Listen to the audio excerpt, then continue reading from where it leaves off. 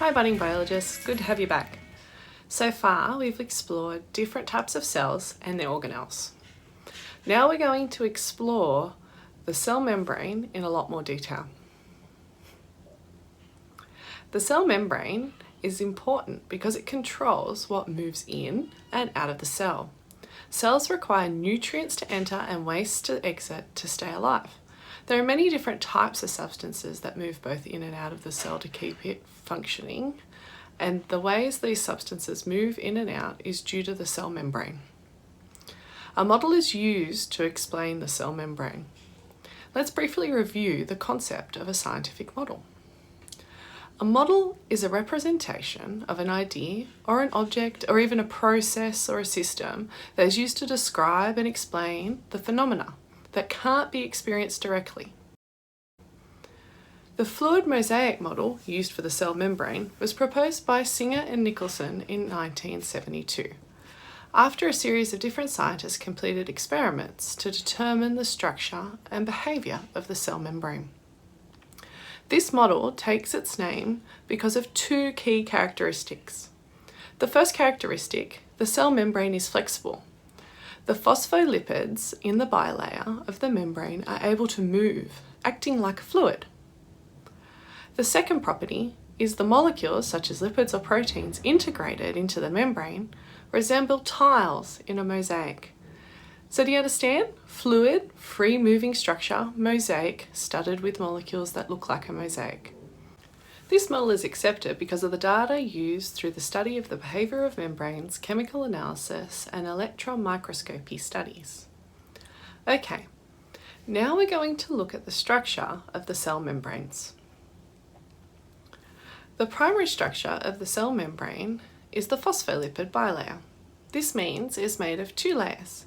The phospholipids. Phospholipids are a molecule that are polar. At the head, that is a phosphate group, it is polar, and on the fatty end is non-polar.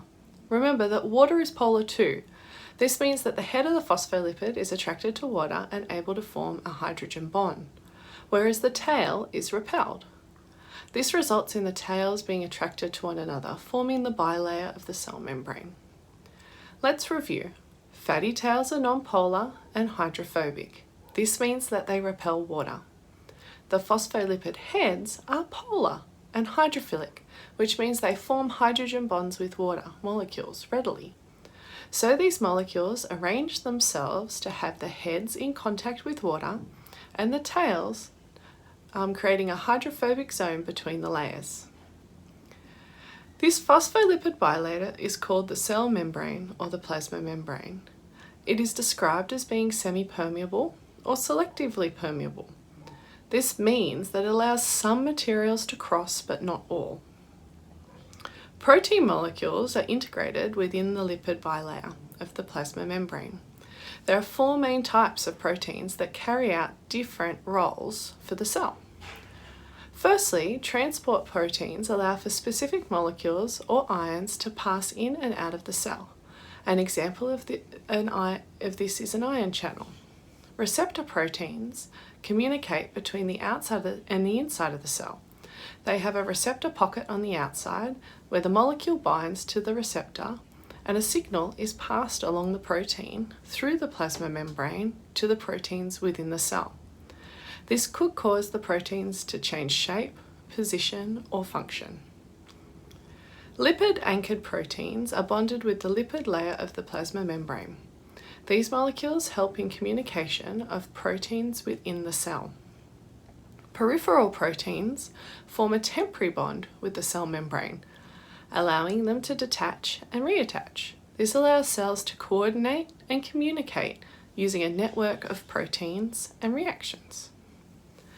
Proteins have a crucial role in coordinating the movement of molecules in and out of cells. We'll explore the transport of molecules in more detail in a future clip. Now, let's look at some other features of the cell membrane. Within the cell membrane, there are cholesterol molecules that strengthen the structure of the cell.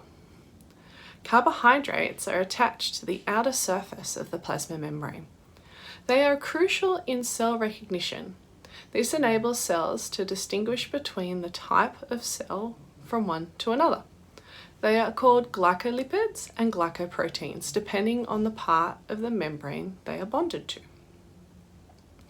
Microtubules within the cell may attach to the inner surface of the membrane. They provide the cytoskeleton structure of the cell. So let's review. The cell membrane, otherwise known as the plasma membrane, is made of a phospholipid bilayer that has proteins integrated within it. The model used to describe this structure is called the fluid mosaic model. This is because the membrane acts like a liquid and has proteins embedded within it, making it appear like a mosaic. The membrane is semi-permeable, meaning it only allows certain molecules to pass in and out of the cell. In our next clip, we'll be looking deeper into how molecules are transported in and out of cells. See you then!